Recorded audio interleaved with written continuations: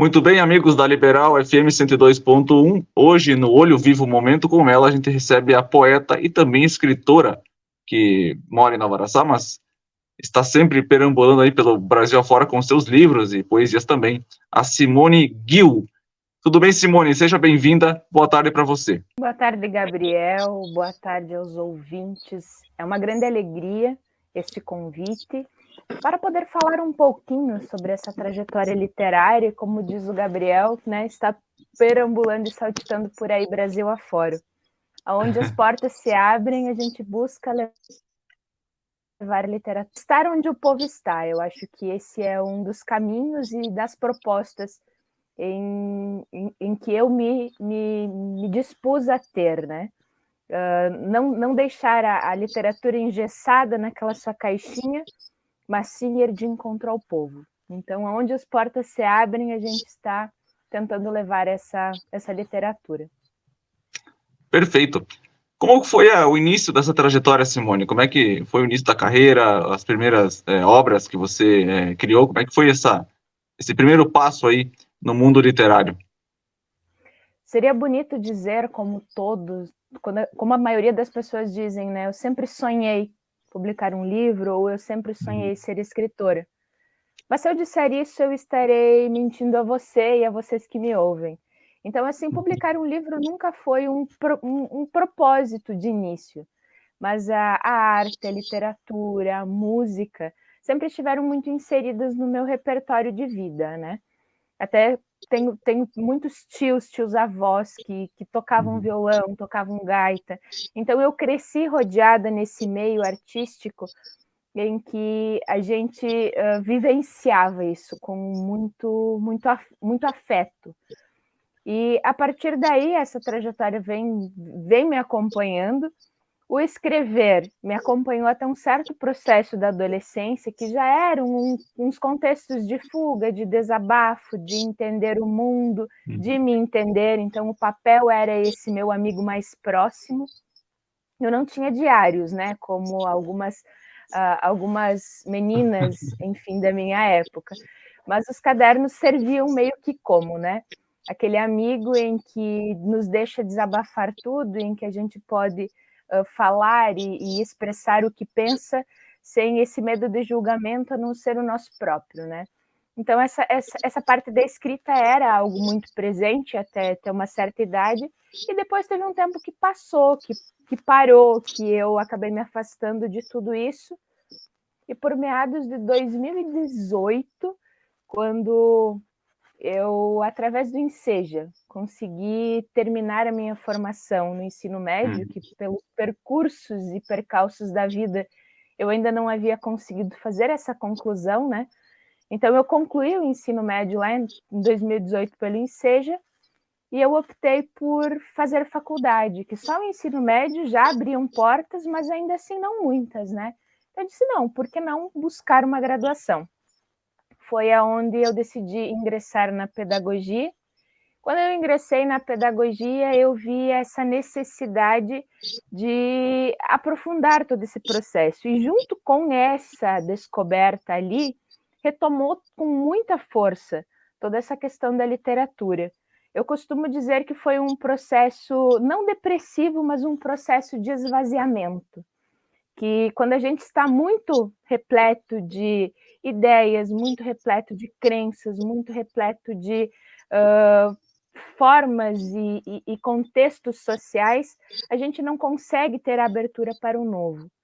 Então, eu fui tendo esse processo de esvaziamento com alguns tropeços e tombos da vida, e foi aonde a literatura novamente entrou com força total na minha vida, e foi aonde eu consegui me reerguer, consegui encontrar um sentido novamente para a vida através da escrita e da literatura. Então, esse processo, junto com a pedagogia e a literatura, vieram meio que juntos lá em meados de 2018. Perfeito. Nunca é tarde para estudar, né? E você é uma mulher ainda jovem. Por que houve, digamos, obstáculos para você concluir o ensino médio e ingressar na faculdade nos anos, digamos, mais tradicionais que seria, né? Que assim, Gabriel, eu não sou natural daqui, né? A minha terra natal não é Nova Araçá. Eu morei por muitos anos em Paraí, mas antes disso eu morava que a minha cidade natal é Porto Vera Cruz. Eu vim para Paraí junto com a família muito cedo. Eu vim morar em Paraí em 2002, quando eu tinha por volta dos meus 12 para 13 anos. Então, com 13 anos, eu já tive que sair de casa para trabalhar, para auxiliar no sustento da família. Então, desde muito nova, desde muito jovem, eu tive que me virar na vida, né? E ali aos 14, 15 anos de idade, meus pais voltaram para a cidade de Porto Vera Cruz e eu fiquei por aqui.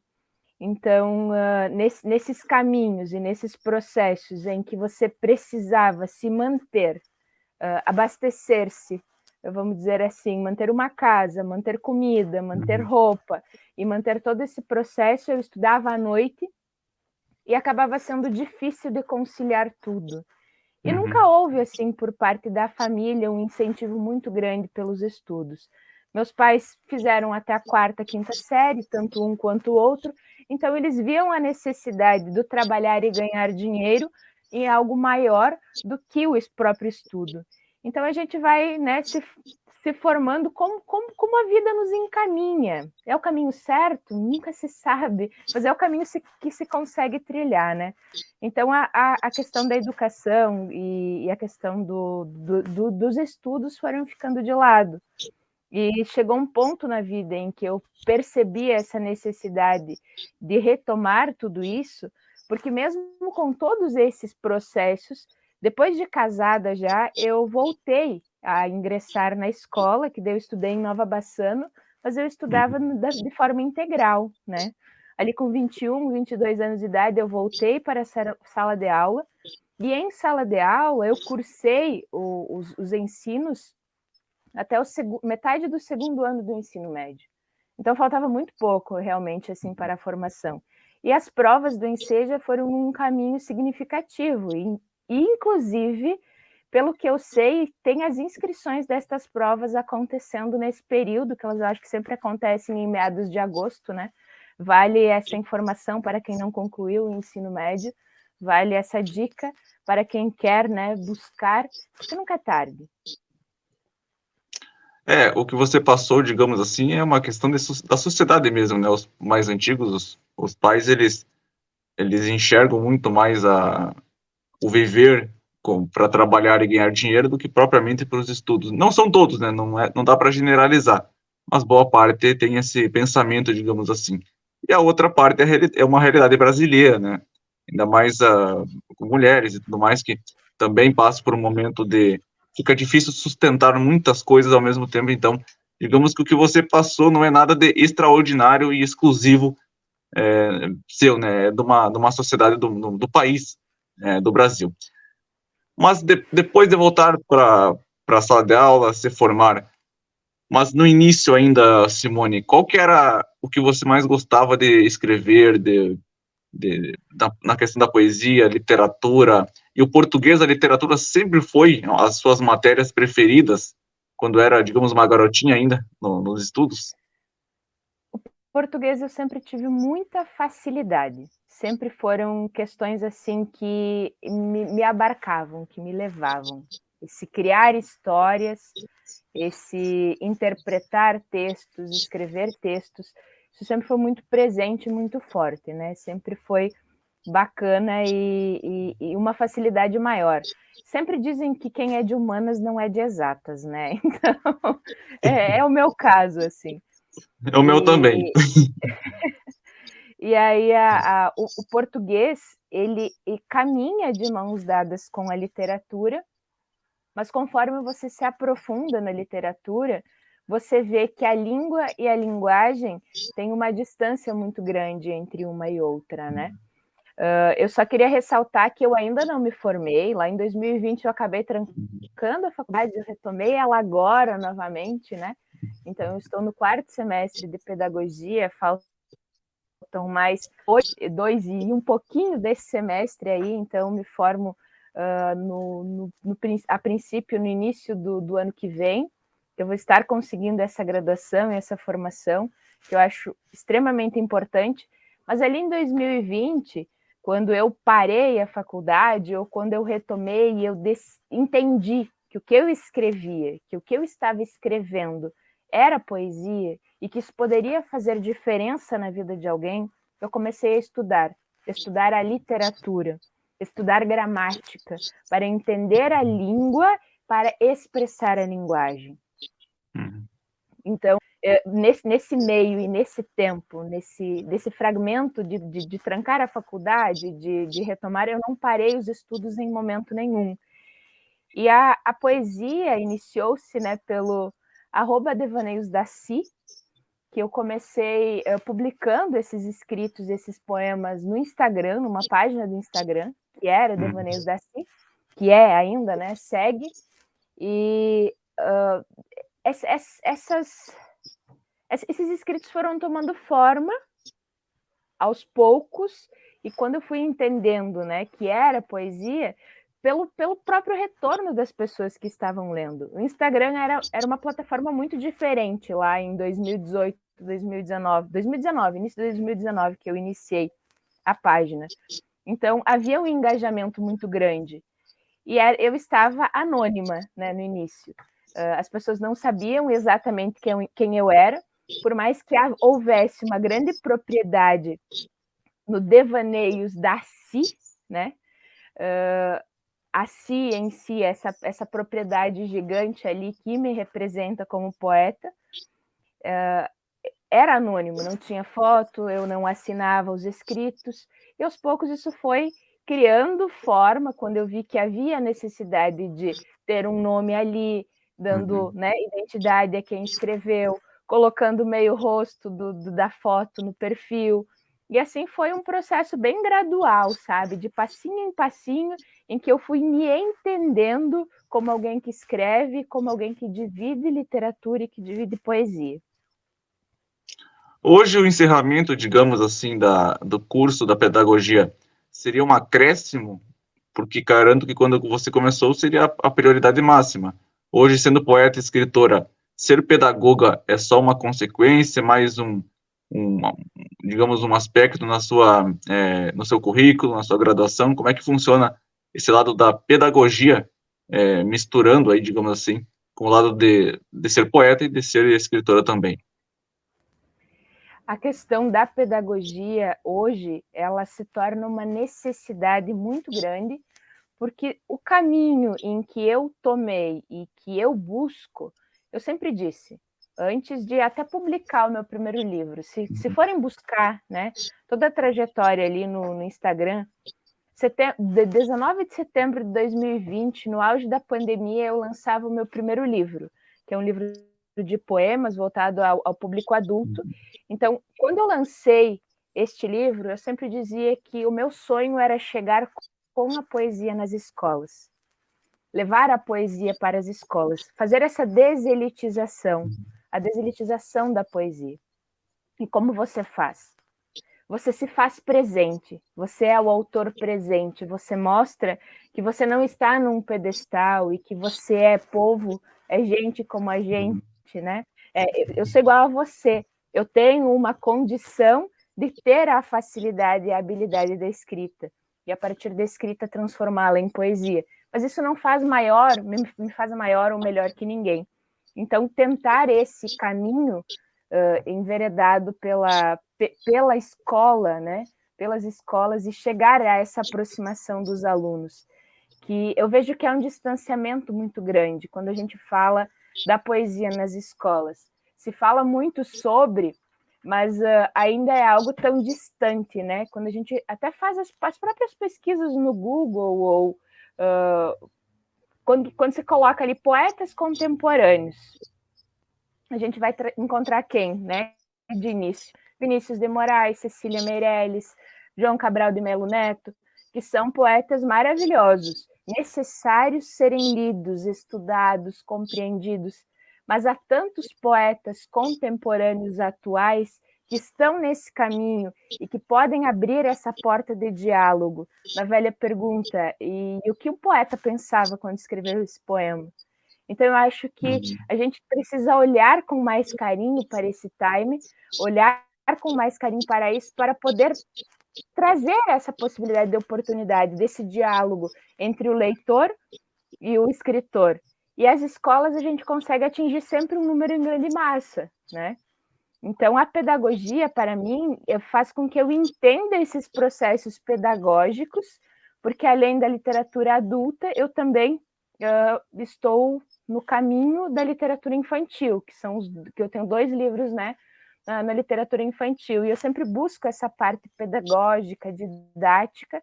Antes era tudo muito intuitivo, mas agora estar fazendo esse caminho inverso, retomando a pedagogia e ver que faz sentido o que eu buscava passar, é algo grandioso e gratificante também. Então, eu acho que essa graduação vai dar aquela chancela de aprovação do que eu já fazia anteriormente, né? Mas acho que vai auxiliar nesse caminho de abertura de portas, até para, posteriormente, estar fazendo formação com professores e todo esse processo, né? Porque costumeiramente os escritores, alguns são da literatura e outros são propriamente jornalistas, né? Dificilmente um pedagogo é escritor também, então digamos, não digo uma surpresa, mas é algo seu, digamos assim, né? É algo de si próprio. Ô, Simone, como é que foi o lançamento do primeiro livro? E em relação à página no Instagram, foi, digamos, a primeira abertura de portas que você teve no mundo da poesia e também da literatura? A página do Instagram foi e segue sendo esse grande portal em que se vai para o mundo hoje, né? E foi através dele que foi se consolidando e até a pedido das pessoas que me acompanhavam, diziam, e o livro seu, quando vem? Porque a gente quer ler. Então, partiu de uma necessidade, de um pedido do próprio público leitor que eu já tinha. Eu já ia dividindo os meus textos na internet e a partir dali surgiu a possibilidade. Antes de publicar o meu livro Da Dor ao Amor solo, eu participei de uma antologia junto com outros poetas que são de São Paulo e outros 9 poetas de São Paulo. Então, saiu mais ou menos na mesma época, ali, setembro de 2020. E quando entrou a pandemia eu acho que foi uma grande aliada nesse processo de juntar pessoas, porque todas as pessoas tiveram que ficar em casa e a partir disso encontrar meios de dialogar, de conversar para não enlouquecer, né? Então acabaram surgindo muitas lives, a partir das lives encontros poéticos também, e isso foi com que foi fazendo essa abertura de possibilidades de encontros e encontro com pessoas e com outras artes também, né? E o livro, então, surge a partir dessa necessidade, desse pedido dos próprios leitores, e no auge, né? É loucura, assim, no auge, no auge da pandemia, 2020, ainda muito pouco conhecida aqui na região, porque eu abri, eu acho que 2 meses, por mais que a página era aberta, mas eu comecei a divulgar, então, nos meus perfis pessoais, tanto Facebook quanto Instagram, que eu estava, né, envolvida nesse meio da literatura. Eu acho que foi 2 meses antes, quando eu decidi publicar o livro, que eu comecei a divulgar por aqui, e aí que surgiu, né? Questão de 2 meses e pouco, o livro estava pronto, e foi lançado em setembro de 2020. Por uma live, né? Demorou 2 meses para você construir e para ser publicado o livro? Na verdade, para ser escrito, não, né? Ele foi compilado de escritos de 2 anos e tanto, mas daí a montagem dele, a construção, a partir da ideia, vou publicar, utilizar o que eu já tenho, e a partir disso fazer essa construção. Então o livro tem poemas assim do primeiro poema publicado na página e tem um poema escrito assim 15 minutos antes de eu enviar o original fechado para a editora. É do tipo, faltava alguma coisa, senti que faltava algo para que conversasse com a história do livro, e foi escrito assim, questão de, assim, de minutos, e o poema foi escrito, era o que faltava para preencher o livro. Então, é um processo de 2 anos de escritos, né? Isso, eu ouvi 2 meses, eu pensei, nossa, mas ela não pode ter escrito o livro em 2 meses, né? Costumeiramente, né, os escritores demoram anos para escrever um livro e tudo mais. Quando você percebeu que as pessoas estavam gostando dos seus poemas e decidiu fazer o livro? Porque provavelmente tu vai publicando e vê como é que fica o engajamento. Não que você vai buscar engajamento, acho que você faz por amor. Mas claro que você busca também um público, né? Como é que foi a sua percepção de quando você atingiu um público considerável para poder fazer um livro? Foi susto, né? Foi de fato, assim, foi um susto esses primeiros retornos, esses primeiros contatos, porque eram pessoas que eu olhava como pessoas importantes, pessoas que eu admirava o trabalho, que eu admirava o que escreviam, então tomavam a liberdade de vir comentar os meus poemas, de vir conversar comigo no privado, no chat, ali no direct, e dizer, poxa, que belíssimo poema, continue nesse, né? Continue nesse ritmo. Lembrei de Pablo Neruda ao ler o seu poema, lembrei de Vinícius ao ler o seu poema, ou lembrei de Drummond, eu disse, nossa. Aí sempre é muito mais sobre o leitor do que sobre quem escreve, né? Mas ainda assim, ter a possibilidade de, através de escritos meus, remeter-se à memória daquele leitor de um outro escritor muito maior, considerado nos tempos, né, pela literatura brasileira, é algo que de fato, inicialmente me assustou. Então, esse processo de caminho de aceitação foi muito por conta disso. Há um poema em que eu digo que eu sou aprendiz de poeta. E eu continuo me dizendo aprendiz de poeta, e eu quero ser aprendiz até os meus últimos dias. Porque quando você se coloca como aprendiz, é porque você ainda tem sede de aprender. É porque você ainda tem sede de busca. Então, essa sede, essa busca é o que me alimenta, é o que mantém essa chama desse amor pela literatura aceso, que não é um caminho fácil, é um caminho árduo, é um caminho difícil. E a questão de que não há leitores no Brasil é um pouco equivocada. Há leitores, mas é um mínimo, né? Então, quando você começa a fragmentar... Infelizmente. Quando você começa a fragmentar dentro das linhas literárias, que temos o romance, a prosa, o conto, os romances policiais, as revistas em quadrinho, a poesia está lá no finalzinho, sabe? Lá quase saindo do seu percurso. Então, se de 10 leitores brasileiros, de 100, 10 leem, desses 10, 2 vão ler poesia. Então, é um público muito seleto, é um público muito pequeno, né? E, então, esse caminho é árduo, né? Eles consomem muito pouco a leitura, né? Eles consomem pouco. Então, ler jornal ninguém mais lê. Tanto que eu convivo muito, os jornais impressos estão indo não digo a falência, mas estão indo para a internet também, porque eles têm que ter alguma alternativa. Né? O aluno hoje, ele poderia, e eu acho que aí faz parte da escola, da educação, ter mais tempo para leituras, né? Incentivar mais a leitura. Eu gosto muito quando tem nas escolas as feiras do livro, apresentações e tudo mais, para incentivar um pouco mais o aluno a buscar a leitura, porque se não começar na escola quando eles são crianças e na adolescência, depois vai ser tarde demais, não tem como você ensinar uma pessoa ou tentar incentivar uma pessoa já amadurecida a tentar ler um livro, né? Dificilmente você vai conseguir. Infelizmente, são poucos que consomem a leitura, de qualquer leitura, né? Como você citou, jornal, história em quadrinho, qualquer tipo de livro, é bem pouco o consumo da leitura. Mas, enfim.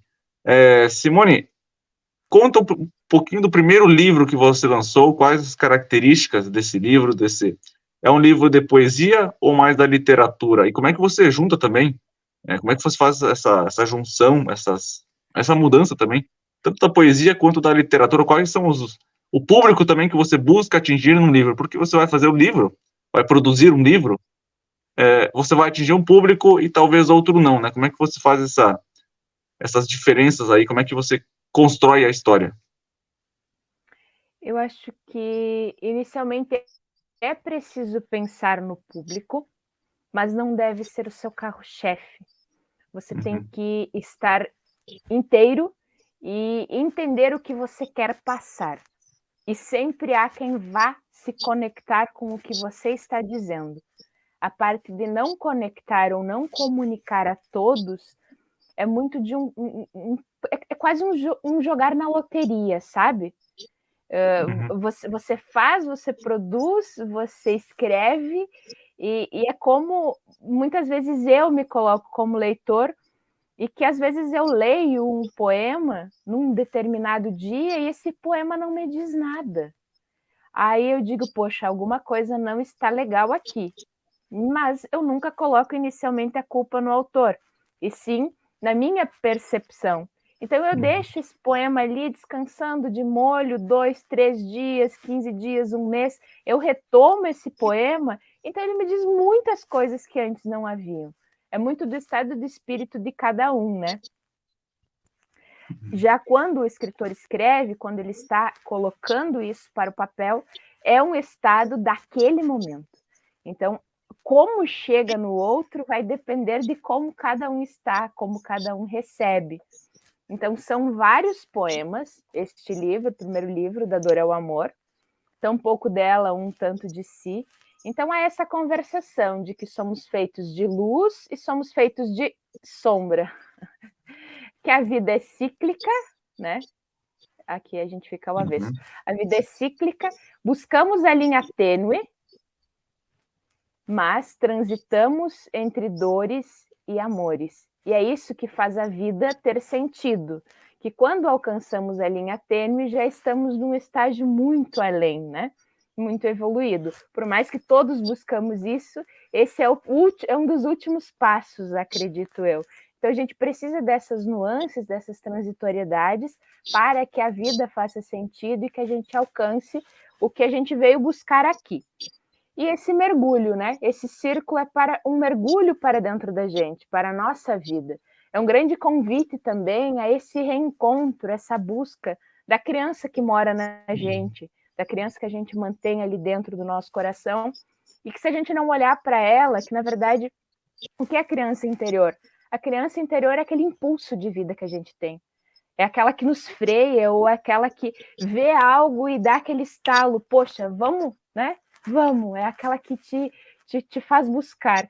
E quando a gente não olha para ela, ela vai começando a ficar tristinha, vai começando a ficar frustrada, e a vida não acontece mais como deveria. Então é um convite a esse resgate também, né? E esse livro, ele conta mais ou menos a história da dor ao amor, né? Ou melhor, da dor ao amor, isso? Isso. Da dor ao amor. Da dor ao amor. Mas eu gostaria de ressaltar que na dor foi onde eu encontrei a face mais bonita do amor. O amor nem sempre é aquele mar de rosas, aquele floreamento que a gente imagina, aquele estado de encantamento, aquele estado de apaixonamento. Não, muito pelo contrário.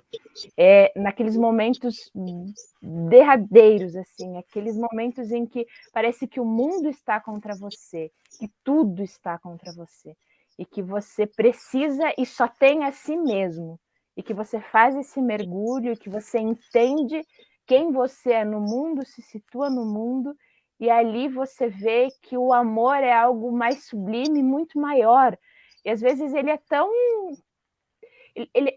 impalpável e ele é tão sublime que quando vê, passou pelos seus olhos e você não percebeu, mas ele estava o tempo todo ali, né? O amor faz parte tanto da dor quanto do amor, tanto quanto a dor do amor, né? E a dor, ela pode machucar na hora, mas ela te deixa mais forte. Você consegue depois passar por obstáculos através de uma experiência, digamos, que você não gostou na hora, te machucou na hora, mas que você soube aprender a me levar na vida em diante aí. Esse livro, Simone, o primeiro, ele foi lançado em São Paulo também? Como é que foi o processo de lançamento do livro Da Dor ao Amor? E conta mais um pouquinho, digamos, conta especificamente de uma mulher, de uma menina, de uma criança, de um homem. Como é que, digamos, Da Dor ao Amor, mas de que princípio você vai construindo a história? São poemas extremamente existencialistas. Eles, quando lidos em uma sequência, na sequência em que eles estão inseridos, ele não fala necessariamente de uma menina, ele não fala necessariamente de um menino, ele fala da existência humana. Então, esses poemas são, né, dessa Não tem gênero, estrutura. digamos assim. Não tem gênero. Poesias, não. Eles, né, circulam entre a poesia e a prosa e buscam. Eu acho que vale talvez um poema da parte inicial que diz assim: tortuosos caminhos, mas eram os seus, pés já cansados. A fuga era constante, incessante, mas fugia de quê? Dava voltas e voltas, não sabia o porquê.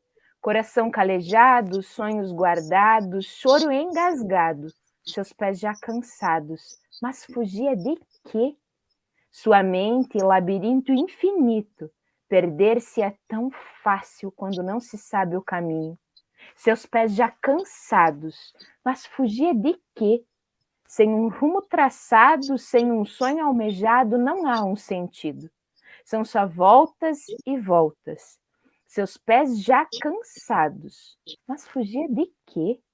Das dores da alma, dos choros guardados, dos traumas passados, dos amores roubados, do que privou-se de viver.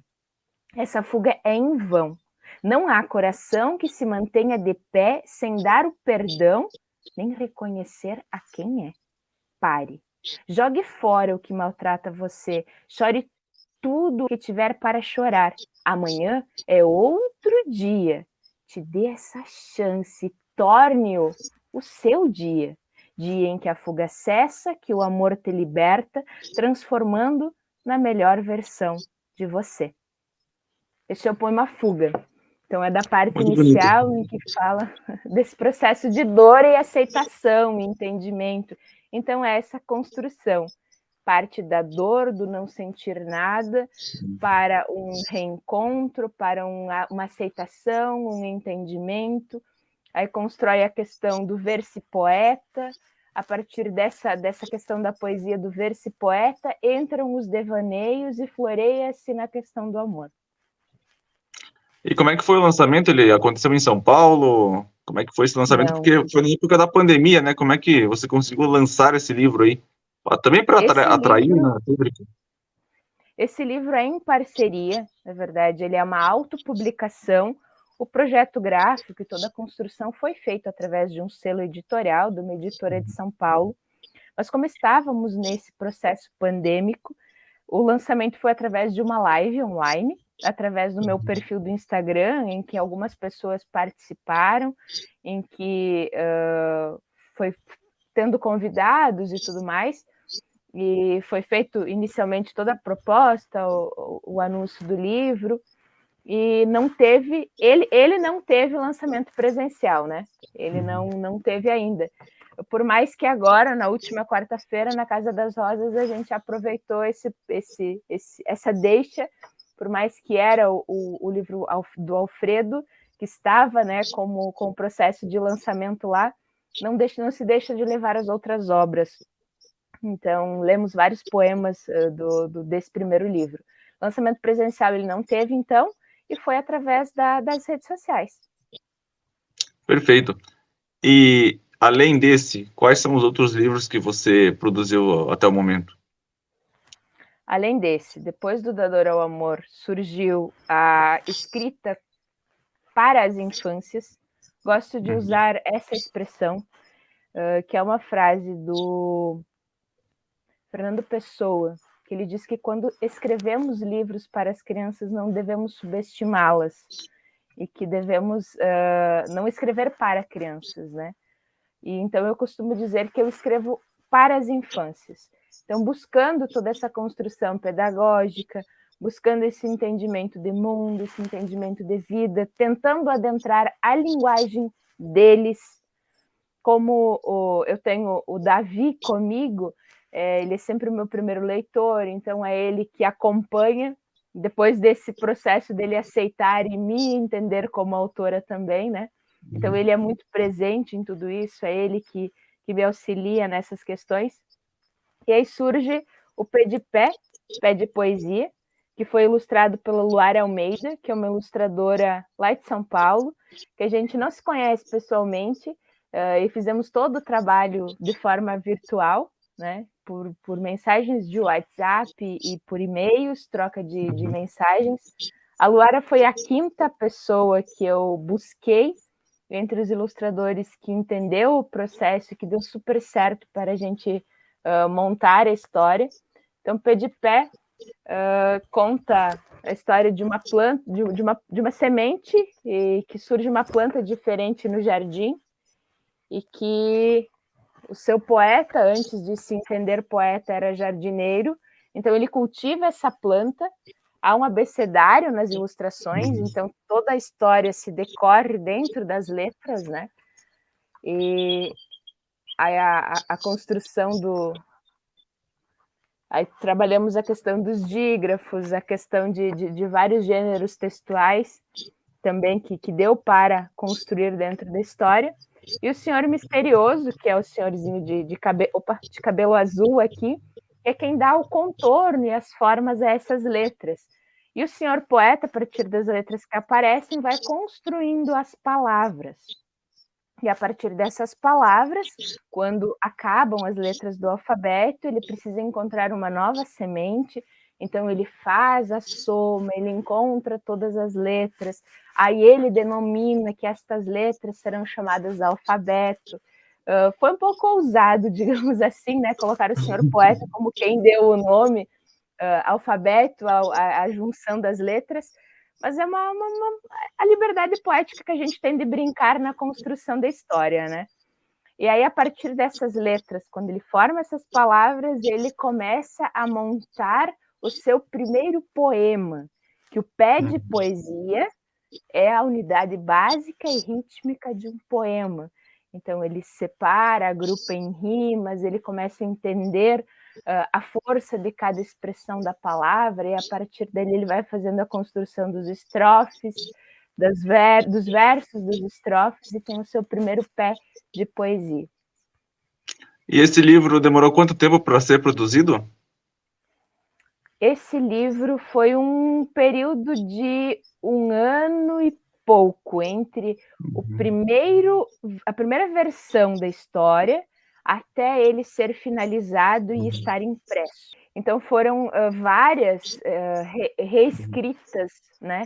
Ler, reler, vai para revisor, volta, rever todo esse processo. Então, esse processo de revisão foi feito em live, em que eu e a revisora fomos conversando verso por verso para entender o contexto. E assim foram quase 10 meses nesse processo de chegar à forma final exata do texto.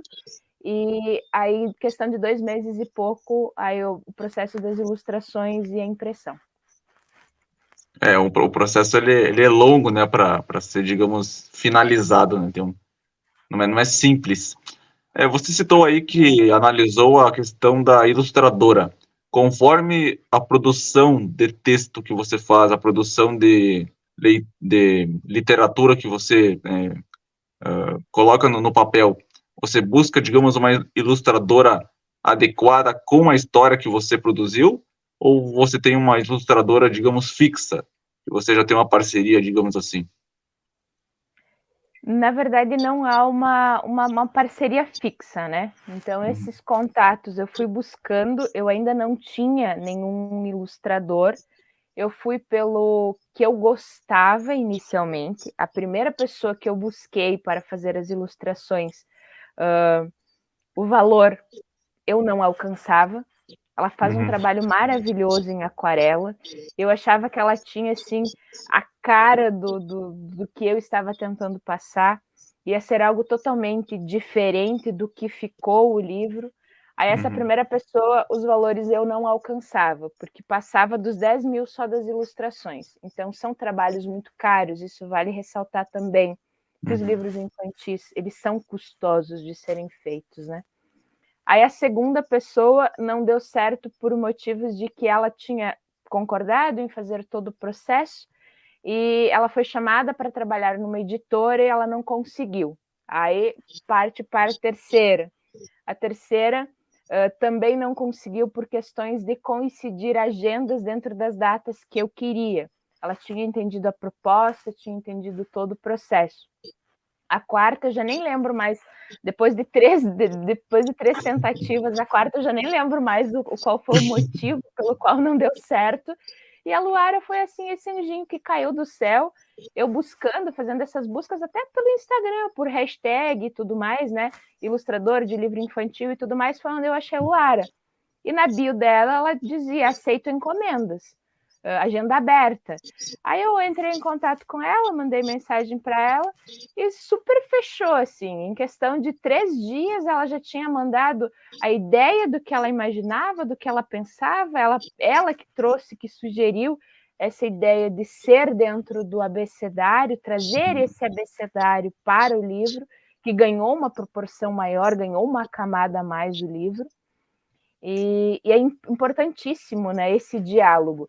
Eu acho que quando você encontra o ilustrador que entende o que você escreveu, você vê que o seu texto tem potencial, que ele está dizendo algo, que ele está comunicando. Então, ele vai ser sempre o nosso primeiro leitor, porque ele vai dar vida, ele vai traduzir em traços, em cores, o que a gente tentou expressar em palavras. Então, há esse cuidado, sim, dessa escolha, mas não tenho fixo, não. Você citou aí que demorou, digamos assim, para achar um ilustrador, né? Digamos que a demora foi tempo necessário para você encontrar o ideal, né? Que foi a moça aí que produziu, então, a ilustração do livro. Então, o Alfredo é o meu mais novo, a gente nunca diz o último, né? O Alfredo Claro. em Um Sonho Todo Azul. Então, já o ilustrador é outra pessoa. O ilustrador é o Renato Brito. Então, esse foi o último lançamento. É os lançamentos que eu tenho ido a São Paulo, que eu fui né, nessas últimas semanas, estive por lá. Fiz um lançamento aqui em Nova Araçá também. No dia 23 de abril, data tão significativa diante do quadro que representa que dia 23 de abril é dia do livro. Então, a data foi escolhida por conta disso. E foi um evento muito bacana, muito legal, uma aceitação interessante, né?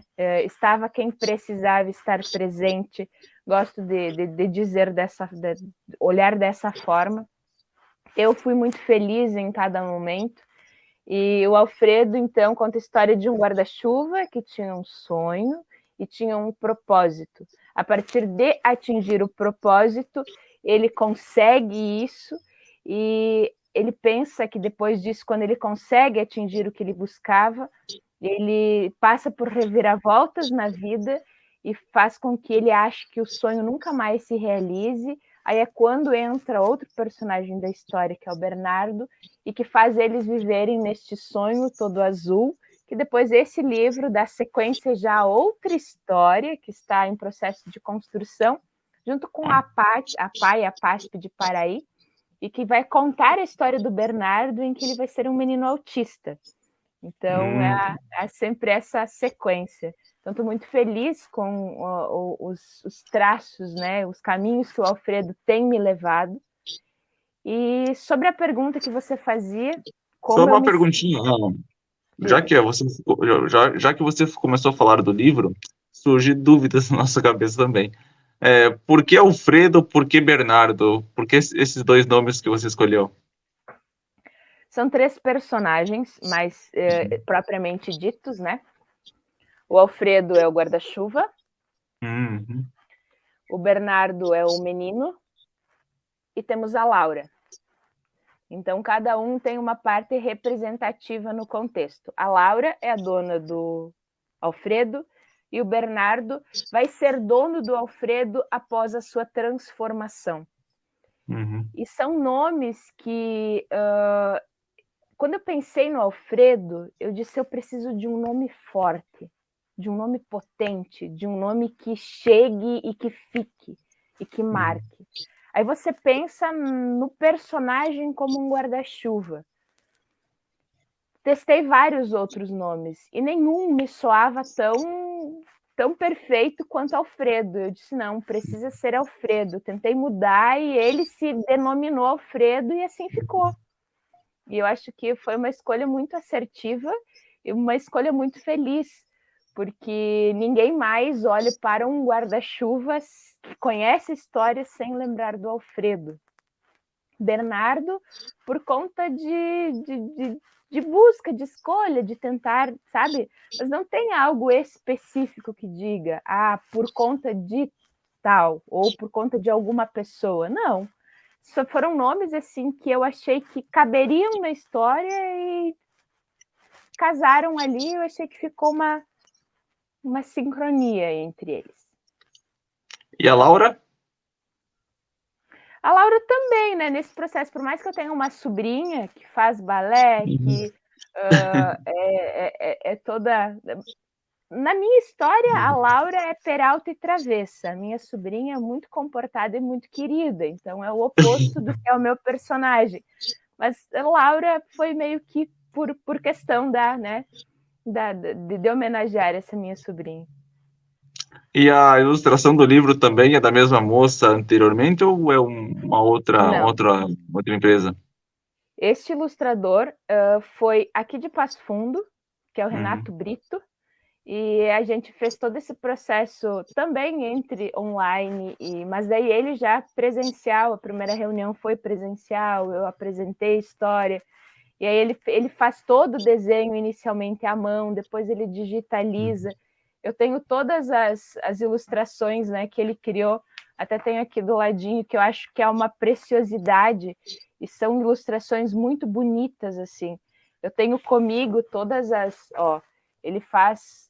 Nossa, olha, todo o desenho a lápis, toda a construção do livro dessa forma, e depois ele digitaliza e faz a escolha das cores, faz a coloração.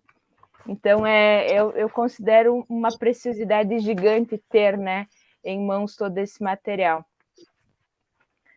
E foi um processo gostoso de produzir. Eu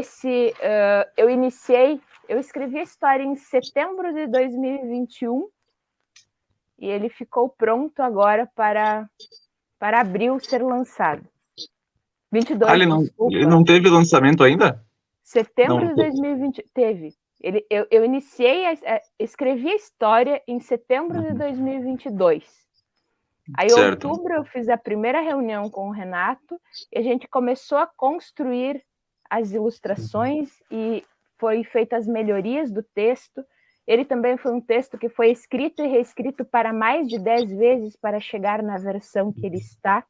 Então, ele nunca está 100% pronto nas primeiras tentativas, então foram sendo modificadas questões e ajustadas, e tanto que a questão do autismo foi na última semana, assim, antes de eu fechar a história, que eu fui perguntar para o pessoal da PASP se eles davam essa abertura para que eu pudesse terminar a história do Alfredo em seu sonho todo azul, por conta de conhecer Bernardo e construir a história do Bernardo nessa perspectiva de um novo livro.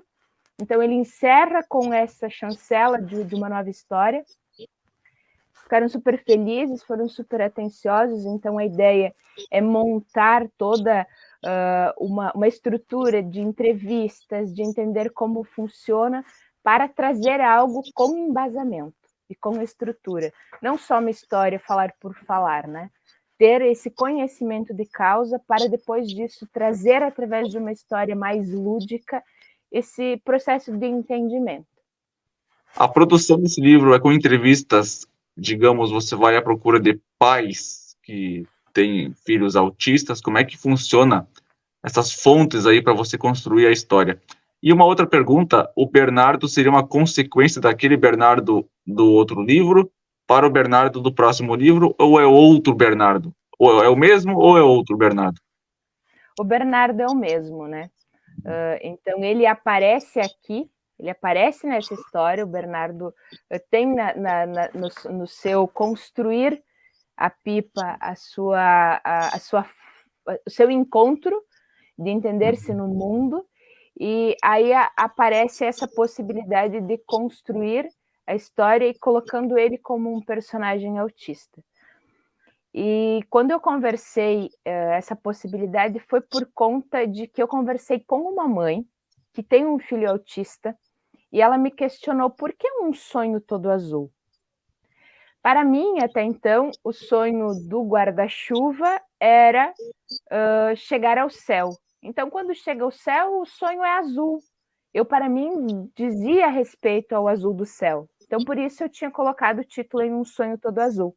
Quando eu converso com essa mãe, ela disse: e por que você não abre essa brecha no contexto do autismo? Você sabe que a cor azul representa o autismo? Eu disse: até sei, mas não tenho conhecimento de causa. Aí, naquelas noites insones, enfim, que a gente fica ali matutando isso e aquilo, o livro ainda estava, era como se a gente sentia que faltasse algo para ele, sabe? Como se ele ainda não tivesse finalizado, como se ele ainda tinha algo para me dizer. E aí foi numa noite assim, eu disse: eu não tenho conhecimento de causa, mas nada impede de eu conseguir. Aí foi quando surgiu a ideia de eu ir até a PASP e conversar com o pessoal se eu podia fazer esse mote de encerar o livro assim, para iniciar todo esse processo de construção. Tanto que no lançamento do livro, no dia 23 de abril, aqui em Nova Araçá, o pessoal da PASP se fez presente, Rafael, a Natália, então, que são representantes, né, da PASP, eles estiveram falando sobre essa abertura e esse meu interesse de buscar conhecimento. Então, lógico que dentro das normas éticas e de quem se prontificar a conversar, a ideia é essa: falar com os profissionais que trabalham no dia a dia, falar com os autistas verbais ou tentar comunicação com os não verbais também. Então, criar um material bastante abrangente e, a partir dali, conseguir construir a história. Por mais que o mote, a ideia da história já tenha um norte, e ele já tem um pensamento meu ali, que é eu que vou construir essa história, a ideia é que se mantenha o Renato como ilustrador, que se mantenha os traços do Bernardo, alguns traços do Alfredo também, e a história seja contada em flashback. Que nessa história do Alfredo, o Bernardo já tem uma certa autonomia, ele já se vira, ele anda de bicicleta, ele constrói pipa junto com a ajuda da mãe. Então, precisa ser contado o que vem antes. Então, a ideia do próximo livro, até o próprio título, nem sempre foi assim. Então, ele mesmo, sendo o protagonista da própria história, ele contando a sua história, essa trajetória, essa caminhada para ele chegar aonde chegou. Eu acho que a gente precisa urgentemente falar sobre esse assunto. A gente precisa inserir no nosso mundo, porque não é um mundo paralelo, um mundo à parte. Eles fazem parte do nosso mundo e a gente precisa o quê? Ter entendimento e aceitação, quebrar essas barreiras de preconceito. E através da literatura a gente consegue isso de uma forma muito grandiosa. Então essa é a proposta.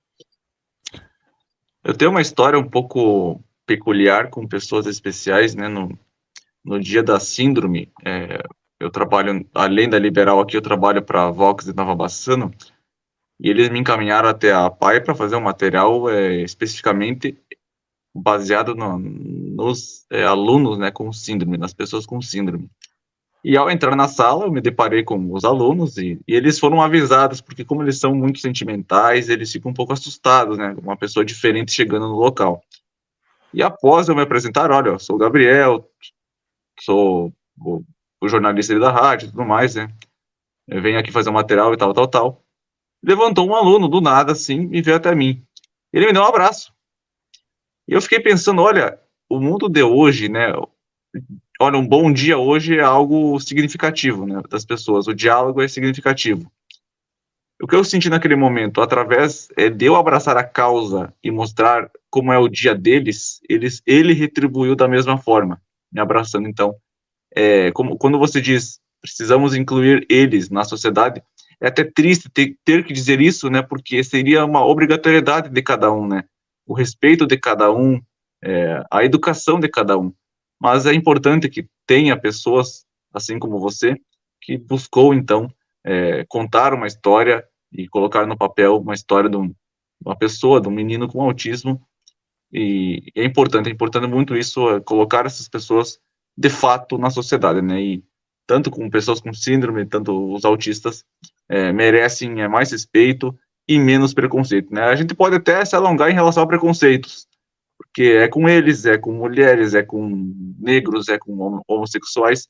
Infelizmente, a gente tem que quebrar muitas barreiras ainda desse crime e dessa palavra ordorosa aí, chamada preconceito. Simone, para a gente falar um pouquinho agora sobre mais do teu trabalho, você prefere escrever poesias? Eu sei que é uma pergunta um pouco mais difícil de responder.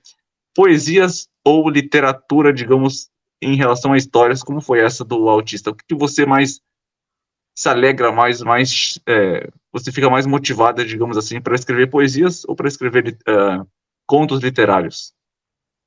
A poesia é o meu grande motriz, assim, é o que me deixa em êxtase. Tanto que poemas eu teria conteúdo para ser lapidado e formulado, no mínimo mais umas 5 obras, mínimo, assim, com tudo pronto e que eu precisaria fazer essa triagem e adaptar a livros. Então, a poesia é o que me move, é o que me faz ver o mundo com um olhar diferente.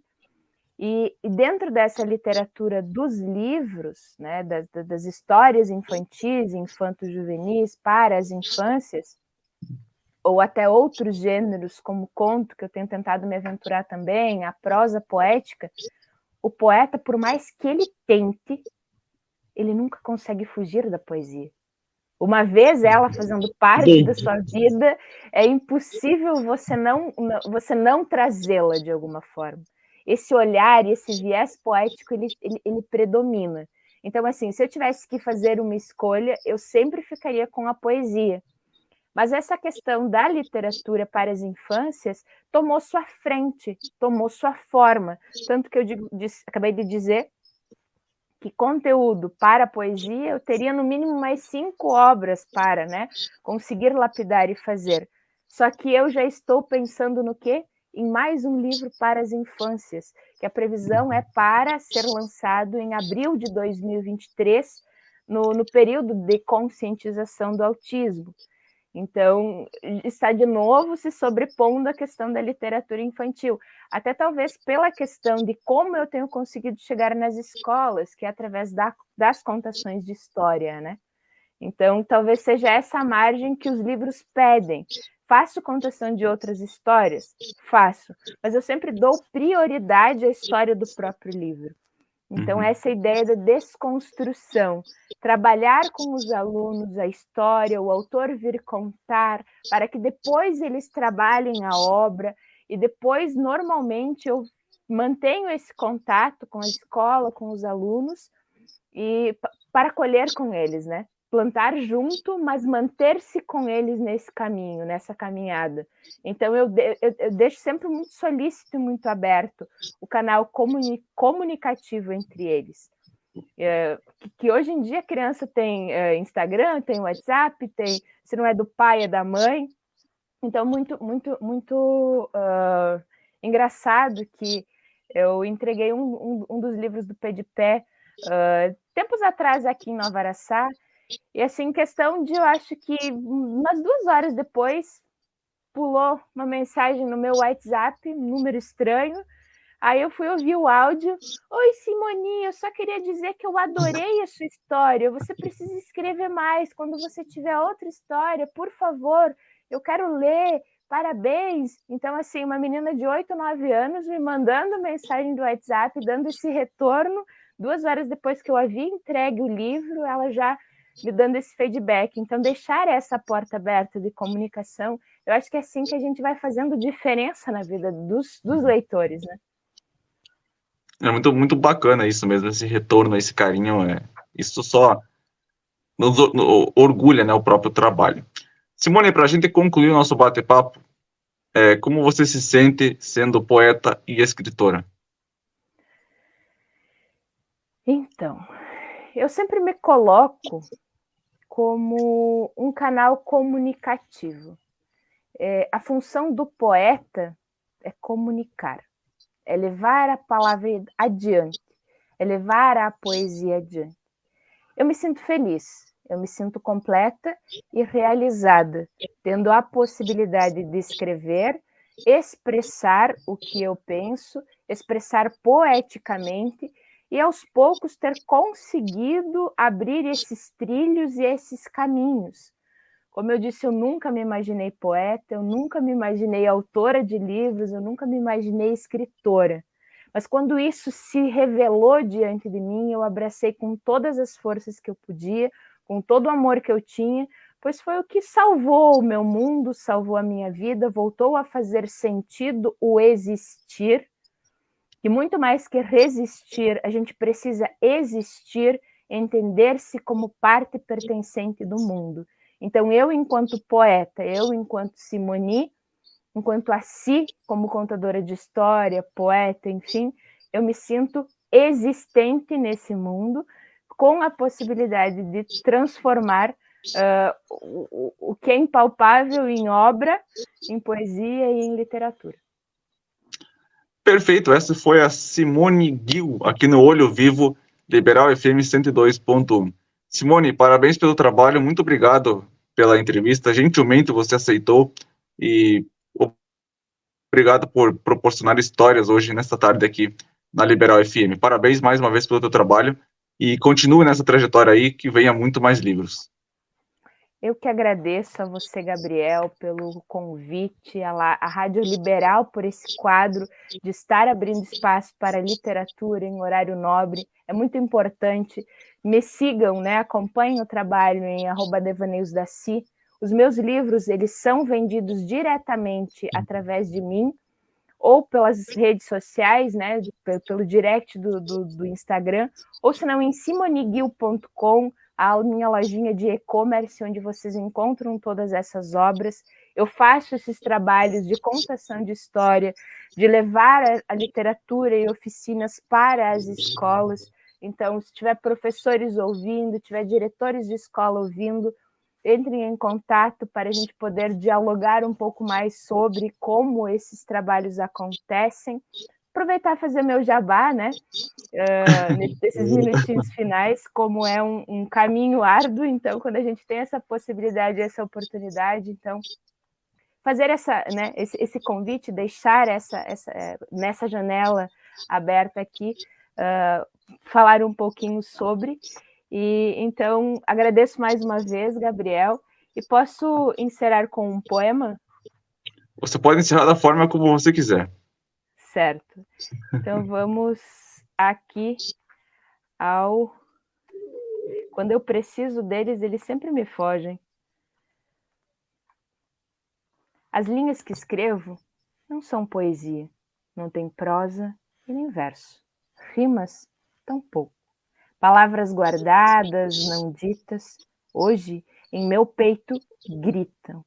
Sufocam a alma, tornam-se caos, transfiro ao papel e, enfim, me liberto.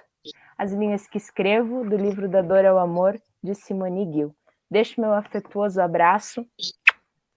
Obrigada, Gabriel. Obrigada à Rádio Liberal. Essa foi Simone Gil no Olho Vivo Liberal FM 102.1.